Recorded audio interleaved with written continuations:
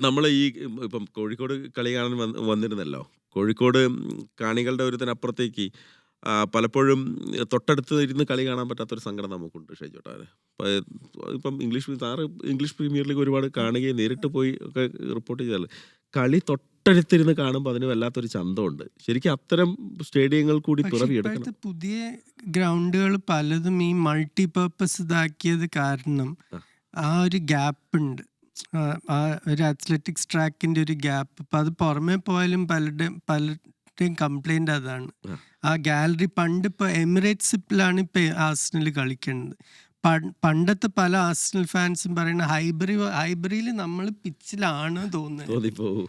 ഇപ്പൊ എമിറേറ്റ്സ് ആണ് കുറച്ചും കൂടി ബാക്കിലേക്ക് പോയി. അതിപ്പോ എപ്പോഴും അതൊരു പ്രോഗ്രസിന്റെ ഒരു കോസ്റ്റ് നമ്മൾ കൊടുക്കേണ്ടത്. കുറേം കൂടി ആൾക്കാരെ സ്റ്റേഡിയത്തിൽ കയറ്റണം. അപ്പൊ അതനുസരിച്ച് എക്സ്പാൻഡ് വിട്ട് ചെയ്യുമ്പോൾ വേണം. കുറച്ചും ഓക്കെ. കൂടി ദൂരെയാവും. ഓക്കെ. എന്തായാലും അതും ഒരു പോയിന്റാണ്.